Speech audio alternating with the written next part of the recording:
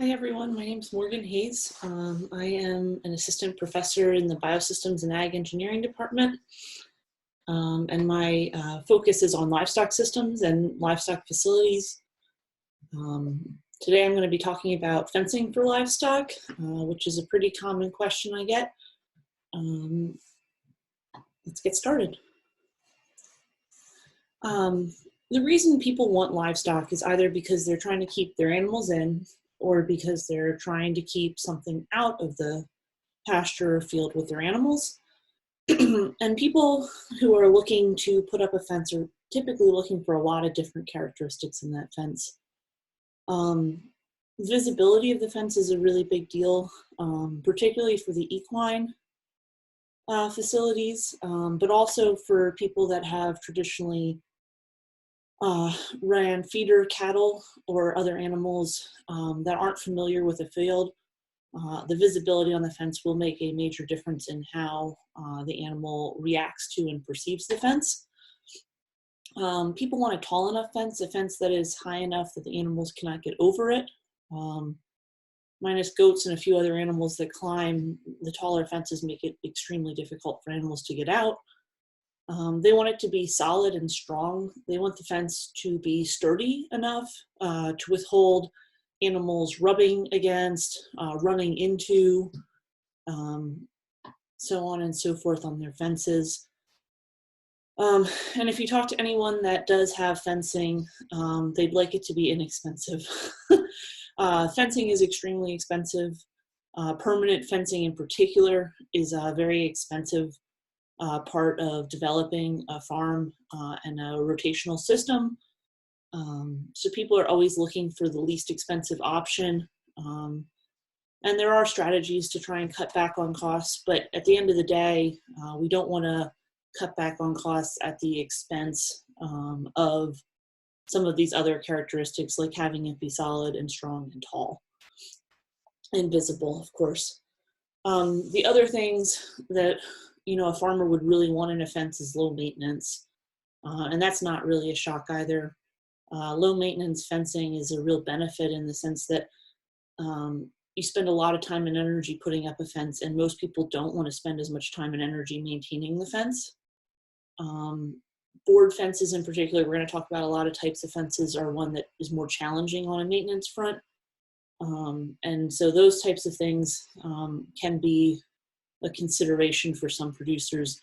Some aren't willing to spend the time and energy maintaining a fence, especially if it's a fence that they share with a neighbor and the neighbor isn't willing to do maintenance on their side of the fence. That can be a lot of friction if that fence needs a lot of maintenance. And last but not least is a long lifespan. Similar to the maintenance issue, there's a major investment in putting in a fence. So the last thing you want to do is make that major investment and have the lifespan on that fence be too short, because that is a major issue for the cost of that fence actually playing out in the long run. I have two pictures here. This is my farm. I have a cattle and hay operation about an hour outside of Lexington. And you will see my bias probably in this talk because I am a big fan of electrified fencing, which is not everyone's cup of tea. And we'll discuss a little bit about that later on. But this is a field where I have a couple of alpacas, which are not the bread and butter of our operation, but they are important. And they are livestock that we are responsible for. And we have them inside a high tensile electrified fence. And about 2 years ago now, we had a small tornado come through and take down a house on the property. And what you're seeing in the picture on the left is all of the roof in the field with the alpaca. And what I wanted to point out here is that for me, this is a real indication that the fence is doing exactly what we would hope it would do. We had the roofing come through that fence, and it took out a couple posts in the process. It did take down the fence briefly, but what we were able to do was, even the night of the tornado with the rain and the storms that came through afterwards, was pop all of the fencing material off of that fence, turn off the electricity first. That's a good plan. move all of the roofing material off of that line, and those high tensile wires pop back up, and our animals were contained for the night. We certainly had a lot of cleanup, and we had to move animals around the next day, but we knew that those animals were secure that night, which was probably our highest priority at that point, was making sure that we had all of our fences and animals secured before we dealt with some of the other aftermaths of the tornado coming through. And for this reason, probably I'm a large fan of this type of fencing. I will acknowledge that maintenance on this type of fencing is a big deal.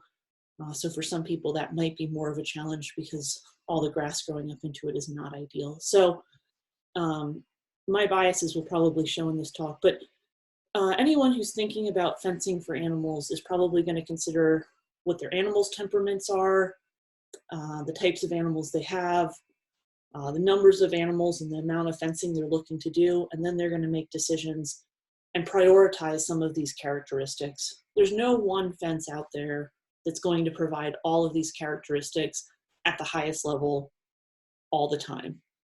So everyone's going to make a different priority depending on their preferences. And today I want to really talk about 5 types of permanent fence. And I know Dr. Teutsch is probably going to talk about using some temporary fencing, and I'll kind of get into that a little bit here at the end. But I wanted to start off today with wood plank fencing because that's most common here in central Kentucky. And it's very popular from a cultural perspective. It's one of the perceived fences that is acceptable in certain areas of the state. And it does have some real benefits, but it does have some challenges as well. Then we'll talk about woven wire, which is a very common perimeter fence used for the low maintenance. Fixed knot high tensile fencing, which is actually very similar to a traditional woven wire. Slightly different metal being used in it. Has a little bit more strength, a little more response rate than a traditional woven wire. Doesn't stretch quite as much. But certainly a beneficial fencing option, very similar to a woven wire. And then I'm going to talk about high tensile fencing, which was the picture you saw on the last slide. And we're going to specifically talk about electrified high tensile, but I'll touch on non-electrified high tensile as well. And last but not least, barbed wire, which is generally considered an inexpensive fencing option, which ends up cost-wise being very similar to a high tensile fence, maybe even slightly more expensive than a high tensile fence. But is considered a fairly easy material to maintain. And in these slides, I've put together a picture of each of those fencing types to talk about, and then I've done some cost comparisons. And all of the fencing materials, other than the board fence, are in Virginia Tech's fencing calculator. And so in here, I basically compared all these fences on costs for about 1,000 feet, not about, exactly 1,000 feet of fencing with braces on both ends. Anywhere that there's tension on the fence, a plank fence doesn't have tension, so it does not have braces. And then also a couple deeper posts put into the line to take into account some hills or valleys in the line where we would need a little bit deeper post to secure that fence against the upward or downward pressure.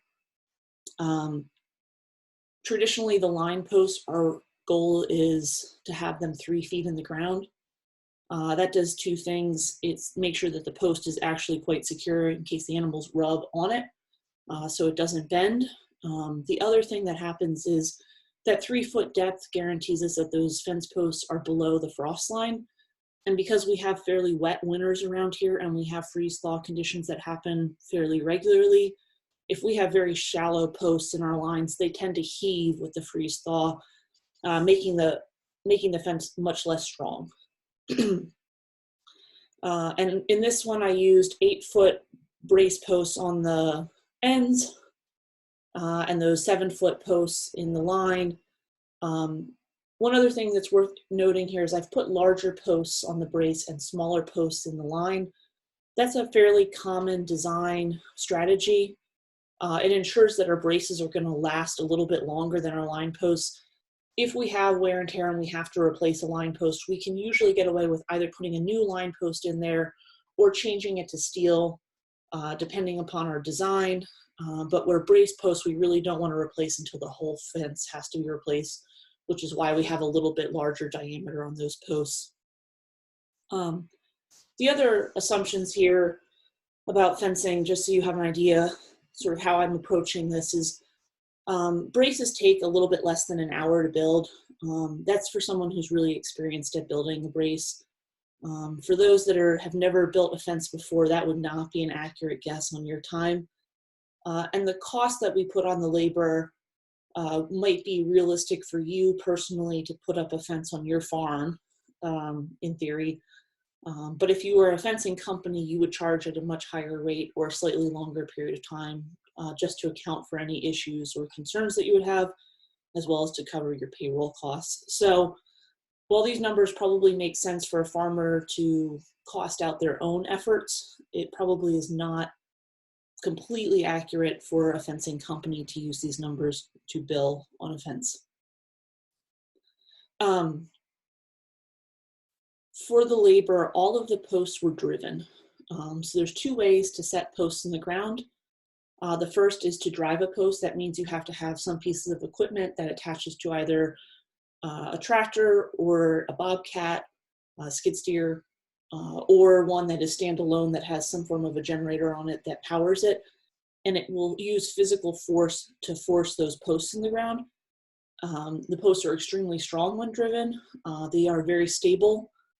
The challenge is not everyone has access to a driver, and for smaller lines of fencing, sometimes people will hand dig and tamp a post, and that means they're digging a hole, usually still using an auger on a tractor, but not always, sometimes even by hand digging those post holes, and then coming back in and filling in the dirt and tamping it with something between a 60 and 80 pound tamp, which is a heavy metal instrument we use to get the soil compacted around the post. And so this assumes that everything gets driven, which is a less expensive method, but there's no cost for the driver in this calculation. So if you were a smaller farmer, you would have to also account for costs like that, which makes it a little more challenging for some people to figure out the cost of fencing. But I think it's still helpful to see approximately how much time and effort it takes to put in a fence versus how much material the costs are on the fence, so that we can start to figure out what fence makes the most sense depending on the operation. And last but not least, I also include unrolling and stretching the fencing material and attaching it to the posts. And you can see that as we go through here, both have a time associated with them. The first type of fencing I want to just briefly touch on here is wooden plank fencing. And I said before that here in central Kentucky, this is an extremely popular style of fence. It's considered very attractive in this area, and it is very attractive. Wood plank fences are used primarily for their visibility. They're also considered fairly safe for horses. One of the benefits of a wood fence is even if an animal runs into it, in most cases, wood has a little bit of flexing capacity to it, so it actually tends to flex with the animal rather than shatter immediately, which is a risk with some of the vinyl fencing materials that you see around people's houses that people also consider using on equine farms. Wood fencing is attractive, but it is also extremely high on maintenance costs. Those boards will need to be painted pretty regularly every few years. Some people would say every year, but at least every few years. In addition, those boards have a fairly short lifespan. I would be surprised if I thought my boards were going to last 10 years. I've seen estimates anywhere from 5 to 15 years, but most of those boards have a fairly short lifespan. I would recommend anyone who's considering a plank fence look for a 4-plank fence. The example here, you can see 4 cross members on the fence, and those 4 planks are really important because 3 will technically hold an animal. The challenge is usually at least one of those 4 boards is nearing the end of its lifespan at any given point. So that 4th board guarantees that we have at least 3 solid boards if we're doing reasonable maintenance on the fence. The other thing worth noting is that the posts on wood plank fence are set every 8 foot. And then the planks, the horizontal members, are 16 foot long. So we're alternating where we are attaching our posts. So for instance, our top, let's see if I can get a screen here. Our top plank might go from here to here, and then our next plank might go from here to here.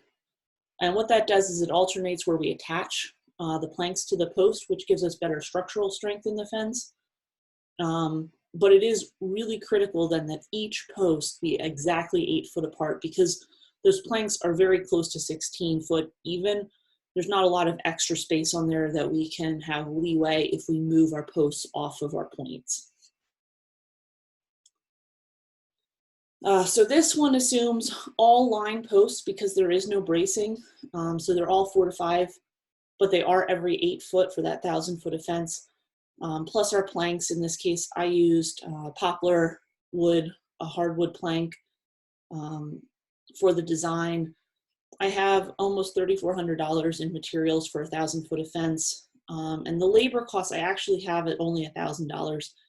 I think you'll find that if you actually hire out someone to put up a plank fence, they will be nowhere near this low on cost, which is about $4.50 a foot, or $4,000, $4,500 for 1,000 foot of fence. There's a couple reasons for that. One, the precision necessary to hit 8 foot on center, where you're likely going to hit some rock and have some issues like that, will drive up the cost. Also, the material can be a little bit more challenging to work with depending on time of the year. And quite honestly, it is a more challenging fence to find crews that are really efficient at working on. So normally those fencing costs will be a little bit higher. The other thing that this doesn't account for at all is the maintenance cost. Nowhere in here is there a cost on painting the fence, because typically we would put up a fence and wait 6 months to a year before we would paint it to allow all the wood to cure out before we would put paint onto it. And there's also no maintenance costs. Lifespan wise, this is probably our shortest lifespan of fence, 20 years on the posts.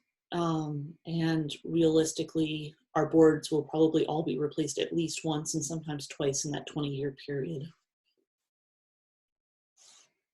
The second type of fence is extremely common to see on perimeter fences on cattle operations, and that's a woven wire fence. And what the woven wire fence essentially means is that there are pieces of wire that run vertically and horizontally across, basically giving you some form of a gap, a 4 to 6 inch gap in each direction, little squares or rectangles. And those woven wire fences are extremely effective in fence lines where people don't maintain well, where weeds tend to grow up. They tend to hold up well if small trees tend to grow in them. They also do pretty well against animals rubbing. One thing that we do need to know is that woven wire fence tends to stretch over time. So we have to be aware of that and make sure we have enough tension when we first pull the fence to hopefully not have it sag too much during the lifespan. But at some point it will start to sag. That is the one challenge with woven wire. Woven wire fence has a material cost just under $2,000 for 1,000 foot of fence, so just under $2 per foot, and a labor cost right around $1,000. The woven wire fence in this design alternated post spacings on 12 versus 8 foot in the plank fence, but it does need proper bracing on the ends. And in fact, this one uses a double brace because we pull all the tensions from the ends. It also has fairly low labor costs because although I have posts every 12 foot, I'm alternating between a wood post and a steel post in this design. Most of these calculations were done using NRCS specs for specifications for fencing, which you are able to go get yourself if you're really interested in how to design and build a fence. The National Resource Conservation Service, NRCS, USDA, part of USDA, they provide a lot of these designs to farmers and to you. And they do a really nice job explaining the fence, how to build the brace, where the strength comes in the fencing materials, and the types of posts that you need in order to make the fence secure. So they do a really good job explaining that. And so I was using some of their numbers when I did this projection. But again, about $3 per foot on this fencing material. And it is a pretty nice fence. This fixed knot high tensile fence looks a lot like a woven wire fence. The only real difference between woven wire and fixed knot high tensile is the way that the wire is put together, the fixed knot and the type of wire being used. High tensile wire is just a specialized form of wire that the way it's been treated, heat treated, it has memory in the wire itself. So if you were to stretch the wire, it would come back to form. So where the woven wire fence tends to stretch and sag over time, high tensile fences don't tend to do that. So even if a tree fell on this fence, if you took the limb off of the fence line, the fence would pop back up again. And that's just due to the memory within those wires, allowing it to pop back up. Fixed knot high tensile fences, the other benefit of them is that they are, by design, because of that memory and things, less required to have posts within the line. Really good braces are hypercritical for high tensile fences because they work best based upon the wire being in tension. So we need braces on the end to make sure that that wire can maintain tension over time. But those interior line posts are less critical in this design. We can usually get away with spacing our line posts at 20 foot. Sometimes on flat ground, we can go as high as 30 foot. But in most of Kentucky, 20 foot is a pretty common spacing distance. One thing I will say is that I have actually, in my calculations, also included, and you can see it here in this picture, I have one line of high tensile wire across the top that's electrified. And I've done that on the fixed knot high tensile, the woven wire, and the plank fence, just for my calculations. And the reason I've done that, we'll talk a little bit more later about, but it's just a strategy to be using to then further partition up your fields. Plus, it gives you some benefits when animals try to rub on the fence. The fixed knot high tensile fencing costs assume a material cost that is about $1,250 for 1,000 foot of fence and a labor cost of $702. Interestingly, the wire itself is more expensive than a traditional woven wire. The reason we're getting cost savings on both material and labor has to do with how we assign costs for the posts. So because we've gone from having posts every 12 foot to having posts every 20 foot, we are actually saving a percentage of the post that we had to put into the other fence. And that really pays out in the long run on the total cost. One of the other real benefits of this design is that if we are in very rocky soils, we can really move around where our posts are if we need to avoid a rock outcropping. However, if the terrain really hills up and down quite a bit, we'll need to put in more posts to make sure that the fence actually follows the ground terrain. So about $2,000 here, about $2 per foot. I don't know anyone that would put in this fence for that cost, and it doesn't include materials to stretch or some of the other things that might be needed, but it is a pretty reasonable cost on fencing. Fairly comparable to woven wire, usually be a little bit less expensive, but it depends on the number of posts required. High tensile fence, this is, I told you before, my favorite. High tensile fence is really nice in the sense that it uses the same type of wire used in the fixed knot high tensile wire that has really good memory, that's really strong, really resilient if limbs fall on it or if an animal runs into it. The one thing it does not have is great visibility. So people that are putting in high tensile fencing usually have to train their animals to this type of fencing. A lot of people that talk about fencing talk about this being a psychological barrier and not a physical barrier. And that's accurate because the animals can get between the wires. There's nothing that stops the animal of going through the fence other than the shock factor of the electricity. And we could put in more posts to make this fence more rigid. But animals on a non-electrified high tensile fence always have the opportunity of making it between the wires. Similar to the fixed knot high tensile, the location of those line posts is less critical. We need them to keep the wires spaced out properly, but we don't need them to structurally hold up the fence. The tension on those end braces is the most critical part to making that work correctly.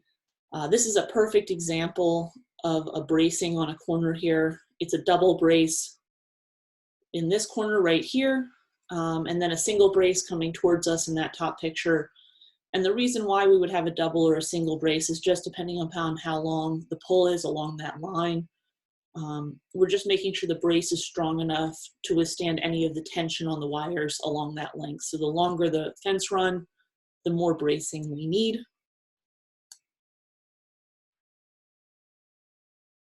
And so in this case, I've used a 5-strand high tensile fence. That would be an acceptable fencing number for a perimeter fence, as long as it was properly electrified. If we were not electrifying this fence, we would need significantly more posts and probably 9 wires. And still over time, animals, the more inventive animals at least, will figure out how to get through that fence. So I would never recommend, as a more permanent fencing option, putting in high tensile wire and not electrifying it. The material costs on here are right around $700 and the labor costs are at $300. And the reason for this is because NRCS's spec allows us to put a post every 100 foot. Realistically, from a visibility standpoint, that's not a practical option. We need to have some sort of bracing every 30 foot. But I've chosen in this case to use metal T-posts and then only put in wood posts every 100 foot, just to demonstrate how inexpensive this fencing option is. But realistically, you would be putting in a wood post probably very similar to the fixed knot high tensile every 20 or 25 feet if I was putting this in on a perimeter, just to give better visibility to the fence, to make sure the animals don't try to go through it. But if you were to go with the least cost option, this would be just over $1 a foot, which is an extremely affordable fencing option for someone looking to be really cost effective on putting in a new fence. And last but not least is a barbed wire fence. And we see a lot of barbed wire fencing here, and we actually see tremendous amounts of it out in Western states as well. And barbed wire has actually moved towards a high tensile wire as well, but traditionally was a more standard wire. So both still exist. There's barbed wire that tends to stretch and sag over time, and other barbed wire that has that memory in it so that it stays tight, similar to the other high tensile fences. One thing worth noting here is barbed wire is the one type of fence that does not need to be electrified and should not be electrified. Because of the way the barbs are on that fencing, it can catch an animal and hold them. And we wouldn't want to catch and hold an animal and still be shocking them continuously while they're in contact with the fence. So barbed wire is not recommended for electrification. Also, some people will go as low as 3 strands of barbed wire, but at least 4 strands of barbed wire are in most cases necessary for holding in animals. What tends to happen with a 3-strand barbed wire is that we get so much space between them that sometimes animals can get through that fence. Either smaller calves on a cattle operation, or bigger animals just rub on it enough that they can wear openings big enough to get their heads through, trying to get to grass on the other side of a fence. These both show barbed wire fences using steel posts, but if you look at any of the specifications for fencing, it would imply that they should be wood posts as well. This is one where the posts are part of the structure of the fence in most cases. So not only do you need the good brace like you see in the top picture, but you also do need wood posts every 12 foot. along the length. So a 4-stranded barbed wire fence has a cost of about $1,000 for materials and about $900 for the posts. So cost-wise, this is going to be pretty comparable to some of our woven and fixed knot high tensile fencing, right around $2 a foot. This fence I really do think a lot of people like. From a maintenance standpoint, though, the challenge is if you had to repair, you have to have the right materials for sure to handle barbed wire. It can be cumbersome for people that aren't familiar with working with barbed wire, and dangerous actually as well. However, for people that are comfortable and familiar with it, it is pretty easy to work with. And it is a very common fencing material that a lot of people are familiar with. And it can be very effective.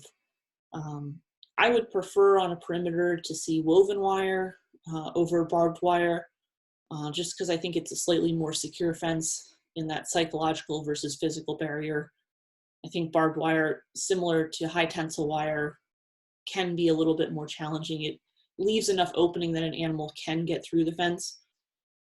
And particularly if we're worried about keeping something out like coyotes or dogs, these fences are probably less effective at that because there's enough space below those wires for those animals to make it in, where some of the woven wire fences are a little more secure against those predators. So up till now, I've really only talked about 2 types of posts, and primarily about wood posts, but a little bit about steel T-posts, which are another very common fencing material. But there are a lot of types of posts on the market. There's both pressure treated wood and untreated wood posts. I can't think of a reason that someone would choose not to purchase a pressure treated post.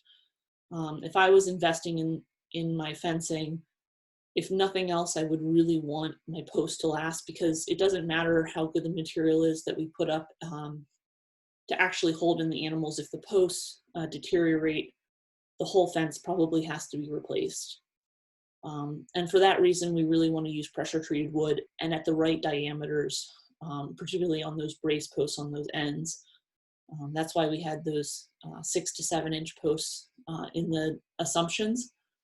And if we're using those 6 to 7 inch posts, we should be able to assume a 30 to 35 year lifespan on those posts, which is a big deal.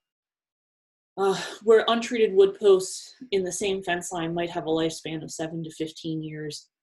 So you can see how important having that pressure treated post would be. T-posts are actually a little bit lower in cost than wood posts and a little bit faster to put in the ground depending on the driver you have. And they have a good lifespan as well, depending on how the animals rub on them. That's one of those reasons to consider having some electricity on that fence to keep them from pushing against those T-posts. Some people will use a steel rod, something that looks sort of like a piece of rebar, to create a fence. They tend to have a decent lifespan and they're fairly inexpensive, but they do tend to bend more over time, so they do need some maintenance. And they can freeze thaw and heave, so they can, instead of being vertical, they can shift onto an angle over time, which is a problem. There's also fiberglass posts out there specifically for electrified fencing. It's pretty common to see some fiberglass. And one thing I will say is that some fiberglass is far better adapted for UV light than other. So some of it will break down very quickly while others does extremely well over time. But good fiberglass is not cheap. It is not the low-cost option for putting in a fence. A lot of people will use the fiberglass on, for example, the high tensile electrified fence as spacers in between wood posts to give visibility, but not to actually provide structure into the ground. So using those materials, that fencing, the next thing that we really have to consider is the fence planning. And that's what you're doing overall in this class. But you have to figure out what size pastures and paddocks you need to build. And the one thing I remind people of a lot is the instinct is always to make everything the same size so you can predict the amount of days animals are going to be grazing in each one of those pastures. But a lot of people need different size pastures or paddocks because all of their animals can't be kept together. And that's a really big problem, especially for like a cattle operation that's going to keep heifers and they're going to run a calving season. So they're going to have bulls out for part of the year. They need to have different sized areas to manage the bulls versus the heifers versus their cow herd. And so that is a really important thing to keep in mind. My strategy is, at least my promotion when I talk to farmers that have animals, is make sure you get your perimeters done correctly. So spend the time and the energy creating large pastures, and then use temporary fencing to create smaller areas to manage those pastures. And if you know some area really needs to be fenced out, a waterway, a really wet area, you can put in permanent fence there, but until you're absolutely positive that you know how you want to run your rotational system, putting in a lot of permanent fence is a huge expense that might not work well. And you're going to talk about this, I think, in another class, but these temporary posts, there's a lot of options out there. So don't feel like because you're putting in some temporary fencing within a larger pasture because you've got good perimeter fences, that you are limited in your options for how you're going to fence out specific sections.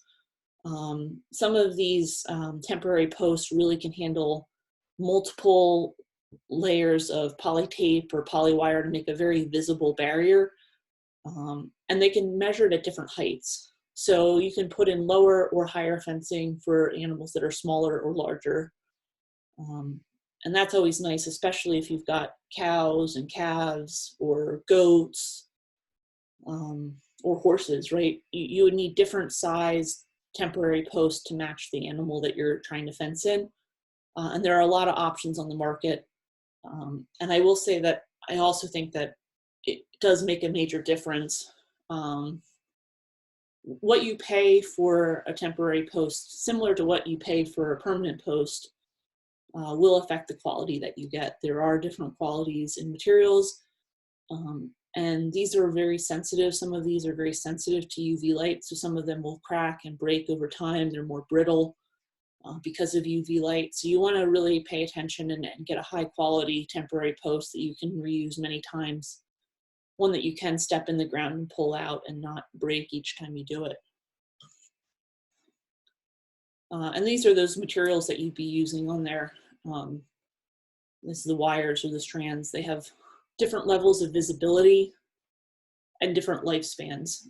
So small aluminum or small gauge wire, a 16 gauge type of wire, might have a slightly longer lifespan than some of these poly wires and poly tapes. What tends to happen is as we roll and unroll the wires and the tapes, they have small specks of metal within them. And those metal pieces can break and snap over time, making the fence less effective at moving current or making it electrify. Versus these metal ones, as long as we're doing a reasonable job, anytime we break it, we can usually reattach it and maintain a fairly good connection. But they do have different lifespans. However, some of these materials reel up extremely nicely, making them very portable. And sometimes these wires will reel up and sometimes they will not. So we always have to sort of balance out the lifespan of the material with the portability of the system if we're really going to move it a lot. And the other thing worth noting about all of this is that none of these carry a current as well as the high tensile wire that we looked on the 5-strand high tensile earlier. And so high ohms or high resistance in these wires will result in poorer performance compared to a high tensile fence. And so when you purchase an energizer or charger or whatever you want to call it for an electric system, you need to figure out how much wire you're going to energize. And each wire has a different capacity for carrying current. So sort of the gold standard would be high tensile fencing. Aluminum fencing would actually carry current even better. Unfortunately, it's not very strong. So Aluminum doesn't make sense on a perimeter. High tensile fencing does. But polywire, even a good polywire, is only going to energize half as long as a steel or an aluminum wire. So what that means is, first of all, a 50-mile fence charger does not really typically charge 50 miles of fence. That is like a best case times 10 goal. But they're gonna accommodate some amount of wiring around the perimeter on a good high tensile fence. But if we were trying to only charge polywire, however much fencing we would expect to be able to charge or electrify on the perimeter, we would get half as much or even less available if we put in some of those temporary fencing materials like the poly rope or the polywire. The electric fence designs, there's two styles of fencing that people will use on a high tensile fence. The first is a earth return and the second is a wire return.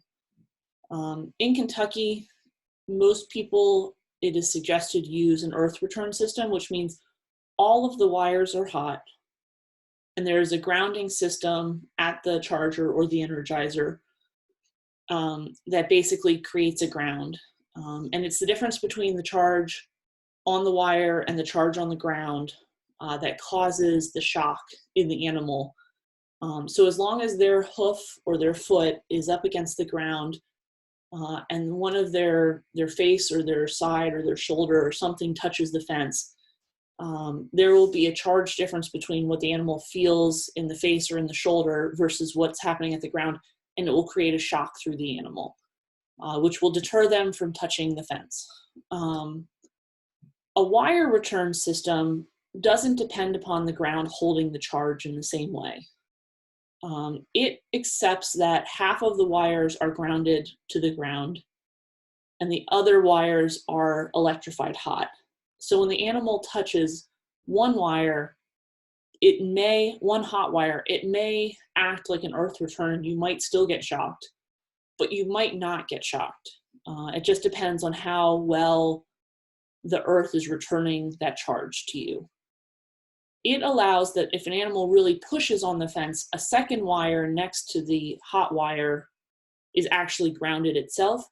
So it creates the shock from 2 points on the head. And that creates a very hard shock, which is usually pretty noticeable on the animal. We would want a wire return system for any fiber animals. So my alpacas would count. Sheep that are fiber sheep with a lot of wool on them would count. Goats are almost always fenced with a wire return system. Any animal that tends to not respond well to electric will most likely respond better to a wire return because the shock will be more noticeable to the animal, especially if they put their face into the fence, which they normally do if they're trying to go through it. So both designs are reasonable. The important thing is that if we're going to do a wire return system, we do actually have to ground the wires. They can't be neutral wires. They have to be grounded wires in order for this system to work. And for electric fencing, the one thing I will say that is probably most critical to making electric fence work is to have grounds correct. Wherever that charger, that electric fence charger is, it's going to provide us with the heat we need, the electricity we need in the fence. But the grounding comes from the soil. So we need to attach the negative side of that charger to a properly grounded situation. And proper grounding means that we have 3 ground rods. And each ground rod is at least 6 foot in the ground, and they're spaced 10 foot apart.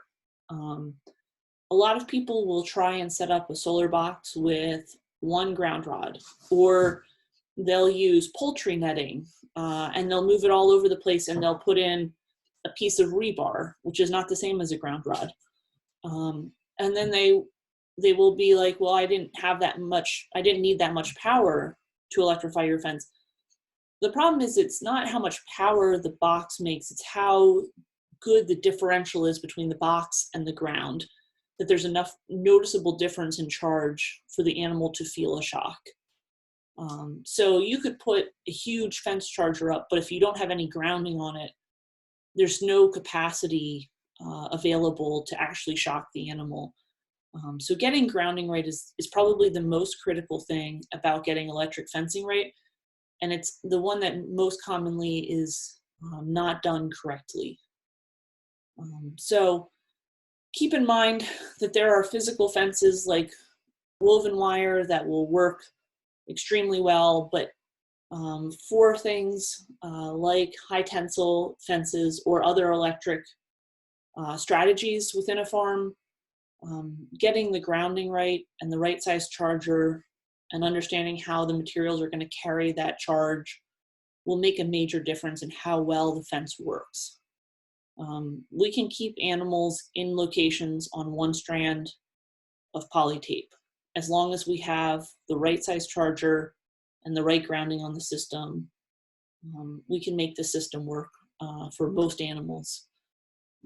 My theory has always been that if livestock won't stay within an electric fence, they're not animals that I need to keep on my farm. And I think a lot of people feel the same way.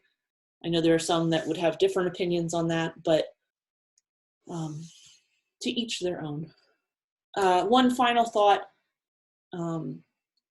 even if you are not necessarily considering an electric fence, or you don't think that's the right option for whatever type of operation you're thinking about in your head right now, considering running a hot strand on the top or inside of a permanent piece of fence does two really nice things. One, it protects the fence. So if I invested $3 or $4 a foot on my fencing, or for plank fencing up to $10 a foot, right?